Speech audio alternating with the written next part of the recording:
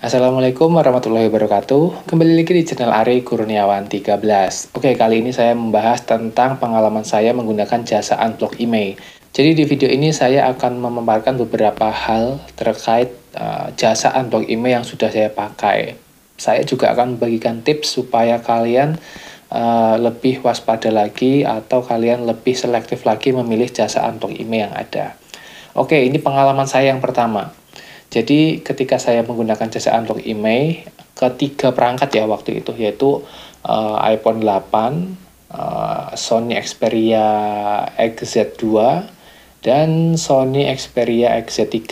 Itu ketiga-tiganya punya teman saya. Sinyal langsung normal kembali itu di 1 jam setelah saya melakukan chat kepada si penyedia jasa tersebut.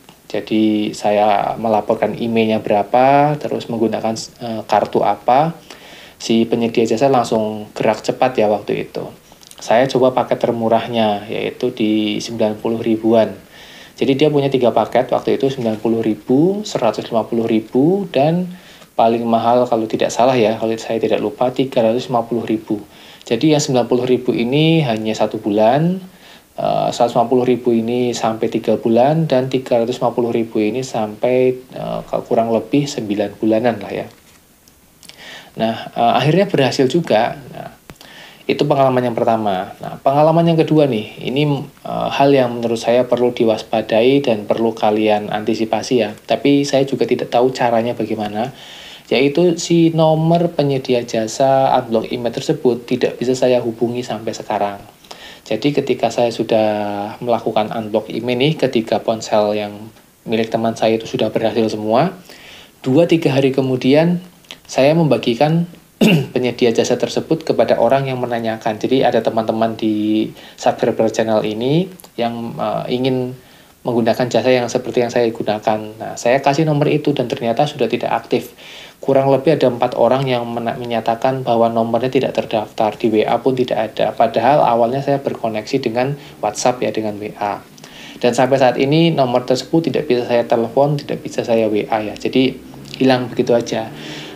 Hal ini berarti menghanguskan garansi yang dia berikan. Nah, dia kan di awal bilang bahwa ini garansi sejauh masa dari paket yang dipilih. Misalnya garansinya kita pilih paket yang kedua nih 3 bulan, maka garansinya selama 3 bulan itu. Jadi ketika di bulan pertama nanti ada kendala sinyal lagi, maka dia akan bertanggung jawab. Tetapi kalau kita tidak bisa menghubungi si penyedia jasa tersebut, ya sudah, kita anggap berarti garansi sudah hilang gitu aja ya.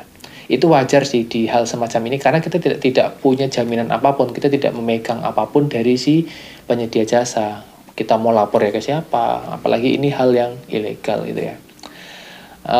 Itu sekaligus pengalaman saya yang berikutnya tadi ya, yaitu nomor penyedia jasa itu sudah tidak aktif. Lalu berikutnya, dari saya melakukan unblock email menggunakan jasa tersebut, sekarang sudah berjalan kurang lebih 1 bulan.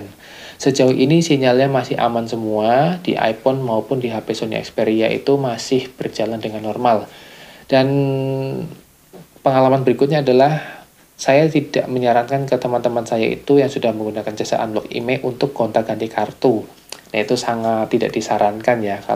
Kalau misalnya kalian beli HP limbah Jepang atau HP-HP non resmi, saya juga menyarankan untuk tidak gonta ganti kartu atau lepas pasang SIM card, karena hal itu berpotensi lebih besar untuk mengalami gangguan masalah sinyal. Bukan potensi utama atau bukan masalah utama sih, tetapi itu menjadi salah satu penyebabnya. Nah, berikut demikian ya dari pengalaman saya menggunakan jasa unblock email. Lalu ini tips nih dari saya buat teman-teman yang pengen pakai jasa unblock email, sebaiknya bagaimana. Yang pertama, saya sih menyarankan tidak usah ambil paket yang permanen ya, kecuali gini. Kalian beli di tokonya itu punya alamat fisik ya, di kota masing-masing lah. Dia menyediakan jasa unblock emailnya itu yang permanen. Biasanya sih kalau dia benar-benar bisa, itu harganya cukup mahal. Kisaran 700 sampai 1 juta. Itu permanen ya. Lalu dia punya paket di bawahnya lagi itu harganya 500.000 bisa untuk 1 tahun. Lalu di bawahnya lagi 300.000 untuk 6 bulan. Nah, kalau pada toko fisiknya ya tidak masalah. Kalian bisa datang, kalian bisa temui, alamatnya jelas, ada jaminan garansi yang bisa kalian pegang, yaitu toko fisik tersebut, selama toko itu masih ada ya. Untuk saran berikutnya, kalau kalian misalnya belinya online atau kalian pakai jasa unblock email yang hanya bisa kalian dapatkan dari Facebook atau toko online, kalian bisa pilih ambil paket yang paling murah saja. Dengan paket paling murah tuh kalian aman ya, jadi sinyalnya misalnya bisa udah muncul nih, kalian tetap bayar dengan cara yang cukup murah, yaitu misalnya paket dasarnya itu kisaran 90 sampai 150 ribu, itu untuk durasi atau waktu 3 bulan biasanya. Saya sarankan sih itu aja daripada kalian pakai yang permanen tapi ternyata tidak ada jaminan garansi apapun, si penyedia jasanya nomornya hilang, kita nggak bisa kontak mereka, ya wassalam.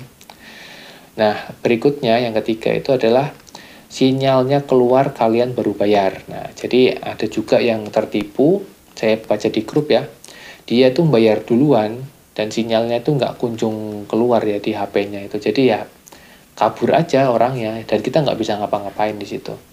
Jadi itu ya, jadi kalau misalnya kalian mau transaksi, tanyakan dulu apa layanannya dia, bagaimana, terus kita biasanya diminta nomor email tuh, nomor email HP kita.